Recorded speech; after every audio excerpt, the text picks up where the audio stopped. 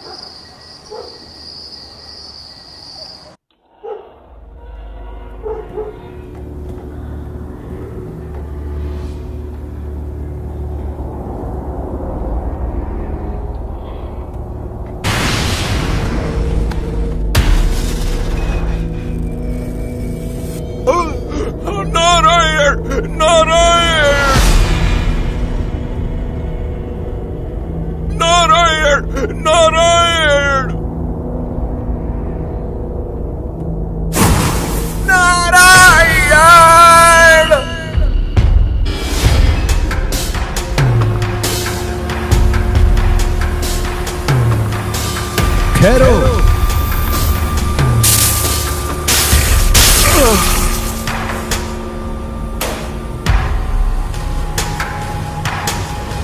हे सज्जनों, आप सब कौन हैं जो यमराज के अधिकार क्षेत्र को ललकार रहे हैं? आप हमें इस पापी अजामिल के शरीर को स्पर्श करने से क्यों रोक रहे हैं? क्या आप सब देवता हैं?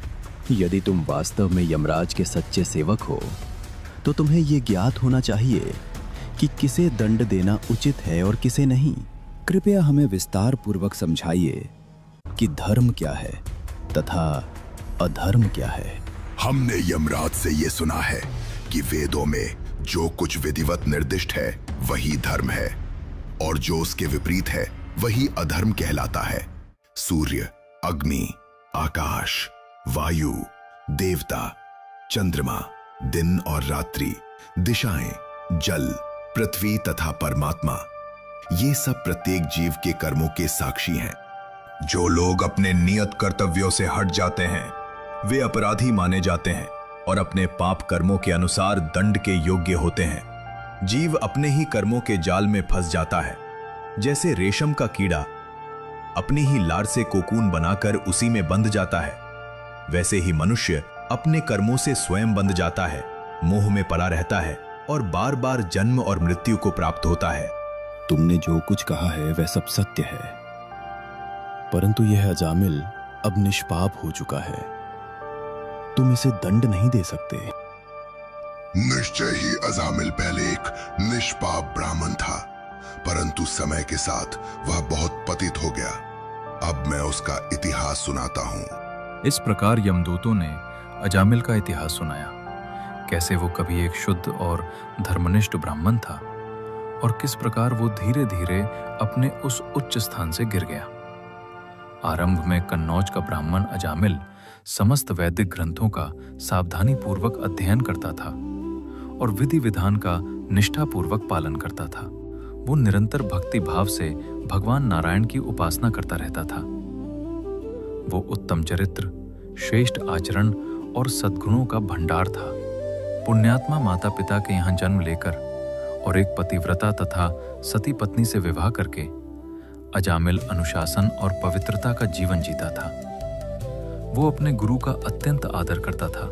प्रत्येक प्रकार से वो एक सच्चे ब्राह्मण के आदर्शों का पालन करने वाला था। एक बार अजामिल अपने पिता की आज्ञा का पालन करते हुए भगवान की पूजा के लिए फल, पुष्प और कुशा घास लेने वन में गया। फिर उसके जीवन में एक मोड़ आया जब उसने एक मतवाले शूद्र और एक वेश्या को भोग में लिप्त देखा।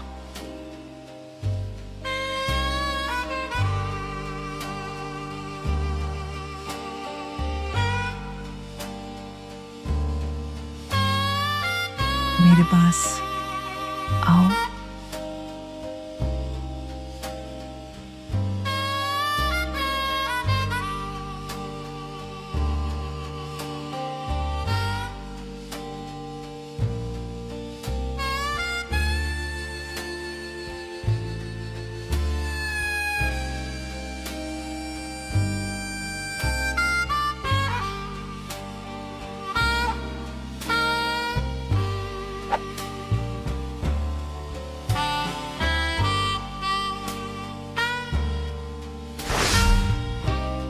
अंततः वो कामदेव के वश में हो गया।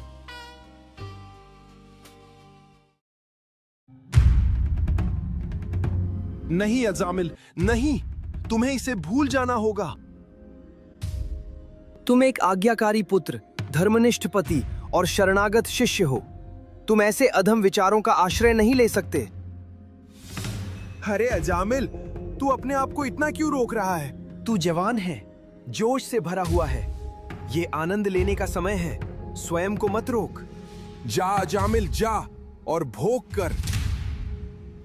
बस करो, अब मैं इसे और नहीं सह सकता। अंततः अजामिल काम वासना का शिकार हो गया और उस वेश्या के पास चला गया।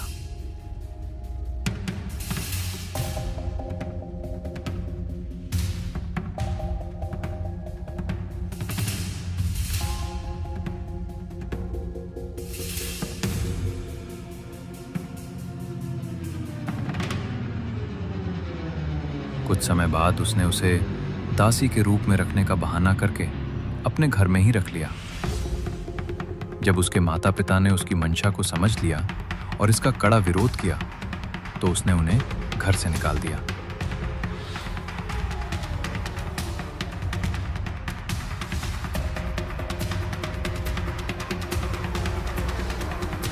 उसने अपनी पतिव्रता और सद्गुणी पत्नी का भी त्याग कर दिया।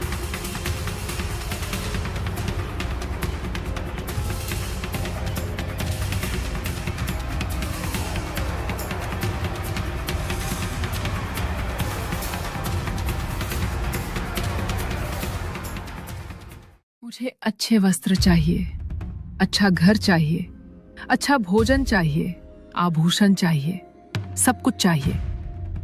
यदि तुम ये सब नहीं दे सकते तो मैं कल किसी धनी के घर चली जाऊंगी। मैंने अपना सब कुछ तुम्हें दे दिया है, अब मैं और कहां से लाऊं? भीख मांगो, उधार लो या चोरी करो, जो करना हो करो, बस मुझे ये सब चाहिए।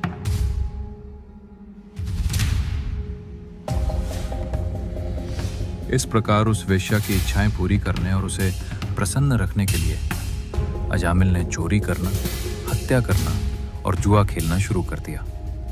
इस तरह वो अनेक पाप कर्मों में लिप्त हो गया।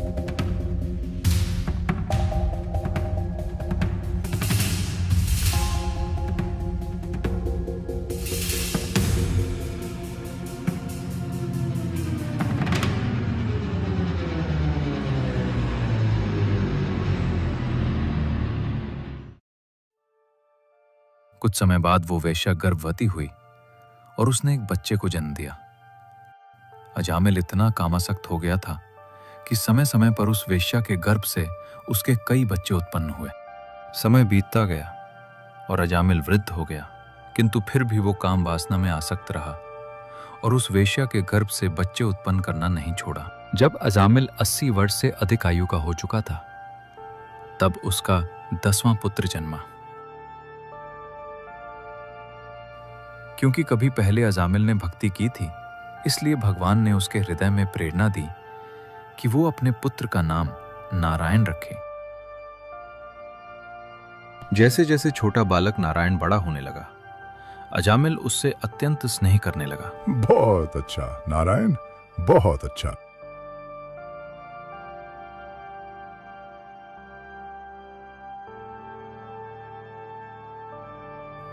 वो हर समय उसे पुकारता रहता था। नारायण, इधर आओ।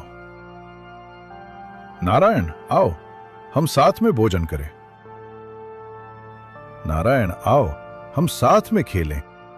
इस प्रकार वृद्ध अजामिल अपने सबसे छोटे पुत्र नारायण से अत्यंत आसक्त हो गया। जब वो अपने जीवन के अंतिम दिनों के निकट पहुंच रहा था, इन पाप कर्मों के कारण हम इसे अपने साथ ले जा रहे हैं, इसलिए कृपया हमें मत रोकिए। यदि धर्म का रक्षक ही अधर्म की बात करे तो लोगों के लिए फिर क्या आशा रह जाएगी? आप ये क्या कह रहे हैं? अजामिल अपने सभी पापों का प्रायश्चित कर चुका है, केवल इस जन्म के ही नहीं बल्कि लाखों पूर्व जन्मों के पापों का भी। पर यह कैसे संभव है? हमने तो उसे कोई प्रायश्चित करते नहीं देखा। शुद्ध होने के लिए उसे दंड भोगना ही होगा। अजामिल ने असहाय अवस्था में हमारे प्रभु नारायण के पवित्र नाम का उच्चारण किया। यद्यपि वह सीधे भगवान को नहीं बल्कि अपने पुत्र को पुकार रहा था, फिर भी उसने बिना किसी अपराध के भगवान के नाम का उच्चारण किया। इसलिए अब वह पूर्णतः शुद्ध हो चुका है। पतितस्खलितो भग्नः संदष्टस्तप्त आहत हरिर इत्य आवसेनाः पुमान नारति यातना। यदि कोई व्यक्ति हरि के पवित्र नाम का उच्चारण करता है और फिर किसी अचानक दुर्भाग्य जैसे दुर्घटना, रोग, सर्पदंश या चोट से उसकी मृत्यु हो जाती है, तो वह तुरंत नरक में जाने से मुक्त हो जाता है, चाहे उसने पाप किए हों। भगवान का पवित्र नाम अनगिनत पापों से भी मनुष्य को मुक्त कर सकता है, चाहे उसका उच्चारण अप्रत्यक्ष रूप से ही क्यों ना हो। जैसे कोई मजाक में नाम ले या कोई संगीत के मनोरंजन के लिए उसका उच्चारण करे। कोई रोगी दवा की शक्ति को न जानता हो, फिर भी यदि वह उसे ले लेता है तो दवा अपना प्रभाव अवश्य दिखाती है। उसका प्रभाव रोगी की समझ पर निर्भर नहीं करता। उसी प्रकार कोई जानकर या अनजाने में भगवान का पवित्र नाम ले, तब भी वो अपना पूरा प्रभाव दिखाता है, भले ही नाम लेने वाला उसके महत्व को ना समझे। जैसे अग्नि सूखी घास को जलाकर राख कर देती है, वैसे ही भगवान का पवित्र नाम सभी पापों को नष्ट कर देता है। इसी कारण तुम अजामिल को अपने साथ नहीं ले जा सकते, क्योंकि वो अब पापी नहीं रहा। ठीक है।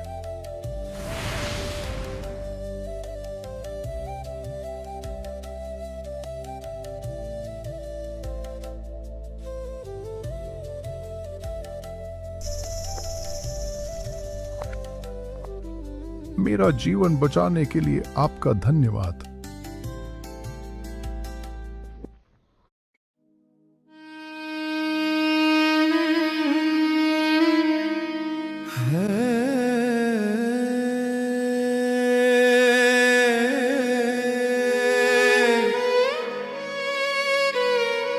इंद्रियों का दास बन कितना गिर गया मैं,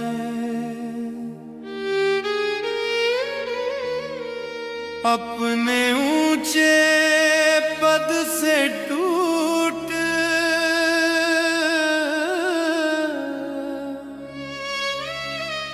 पाप में घिर गया मैं।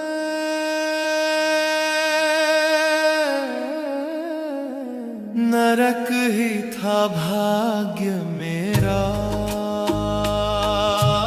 ऐसा था परिणाम, पर अनजाने जप लिया मैंने आपका पावन नाम।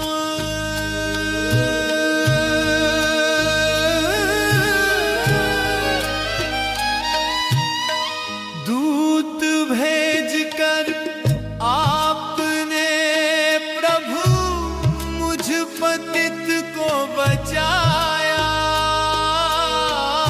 कैसी असीम दया आपकी, जीवन नव दिलाया।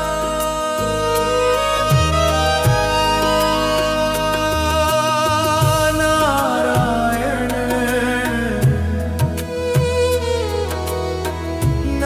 नारायण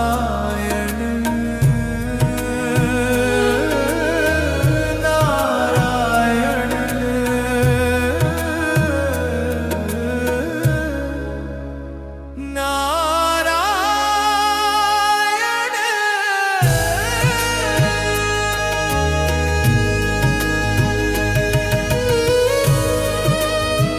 विष्णु दूतों के क्षण भर के संग से अजामिल ने दृढ़ निश्चय के साथ भौतिक जीवन की आसक्ति को त्याग दिया। इसके बाद अपने जीवन के अंतिम दिनों में आध्यात्मिक साधना करने के लिए वो तुरंत हरिद्वार चला गया।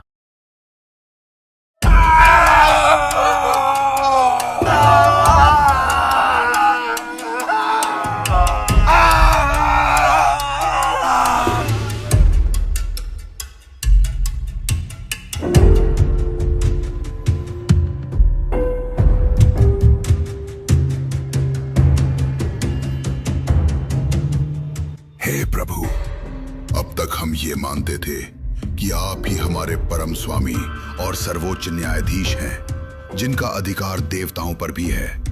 परंतु जब हम आपके आदेश से उस पापी अजामिल को ले जा रहे थे, तभी सिद्धलोक से आए 4 अत्यंत सुंदर और अद्भुत पुरुष वहां प्रकट हुए और उन्होंने उन रस्सियों को काट दिया जिनसे हमने उसे बांध रखा था। हे प्रभु, इस संसार में कितने शासक या न्यायाधीश हैं? यदि अनेक न्यायाधीश अलग अलग दंड और पुरस्कार दें, तो उनके निर्णय एक दूसरे के विपरीत हो जाएंगे।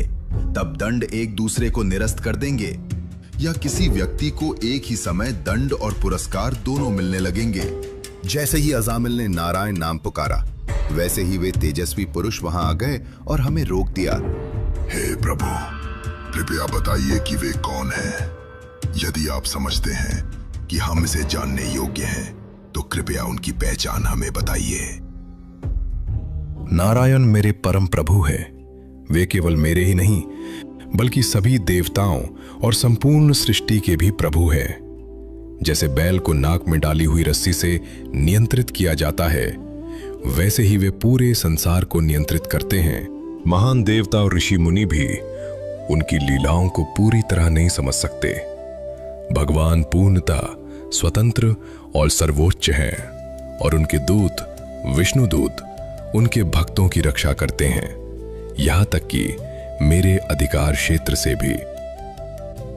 स्वयंभूर नारदः, शंभु कुमार कपिलो, मनु प्रहलादो, जनको भीष्मो, बलिर्वैयास्किर्वयम्, ब्रह्मा, नारद, शिव, चतुर्कुमार, कपिल मुनि, स्वयंभुव मनु, प्रहलाद महाराज, जनक महाराज, पितामह भीष्म, बलि महाराज, श्री सुखदेव गोस्वामी और मैं स्वयं, हम ही धर्म के वास्तविक सिद्धांत को जानते हैं। इस धर्म का सार भागवत धर्म है, अर्थात भगवान के प्रति प्रेम पूर्वक समर्पण। इस धर्म का सबसे श्रेष्ठ आचरण है भगवान की भक्ति, जिसकी शुरुआत उनके पवित्र नाम के जप से होती है। देखो, भगवान के पवित्र नाम की कितनी महान शक्ति है। अजामिल बहुत पापी था, फिर भी जब उसने अपने पुत्र को पुकारते हुए नारायण नाम लिया, उसी क्षण वो मृत्यु के बंधन से मुक्त हो गया। हे मेरे सेवकों, उन भक्तों के पास मत जाना जिन्होंने भगवान के चरण कमलों में पूर्ण समर्पण कर दिया है। उनकी महिमा का गान देवता और सिद्धलोक के निवासी भी करते हैं। उनके पास जाने का साहस भी मत करना, क्योंकि वे सदा भगवान के गदा द्वारा संरक्षित रहते हैं। भगवान ब्रह्मा, मैं स्वयं और यहां तक कि काल भी उन्हें दंड देने में समर्थ नहीं है। हे मेरे सेवकों, मेरे पास केवल उन्हीं पापी लोगों को लाना जो अपनी जिह्वा से एक बार भी भगवान के पवित्र नाम का उच्चारण नहीं करते। उन मूर्खों को मेरे पास लाओ जो भगवान को भूलकर इस भौतिक संसार के भोगों में लगे रहते हैं। हम उन सबको दंड देंगे। जैसी आपकी आज्ञा महाराज।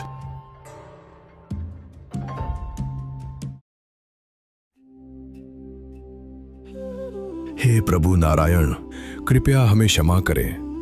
अज्ञानवश मेरे सेवकों ने आपके भक्त अजामिल को पकड़ने का प्रयास किया। हम आपको सादर प्रणाम करते हैं और आपसे क्षमा याचना करते हैं।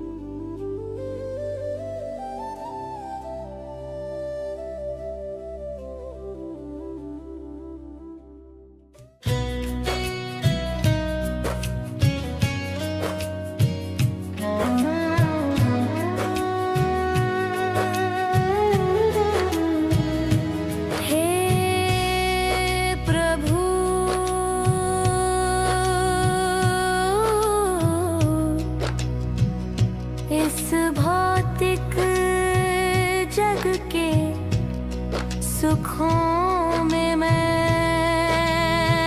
भटक गया, तुम्हारी भक्ति और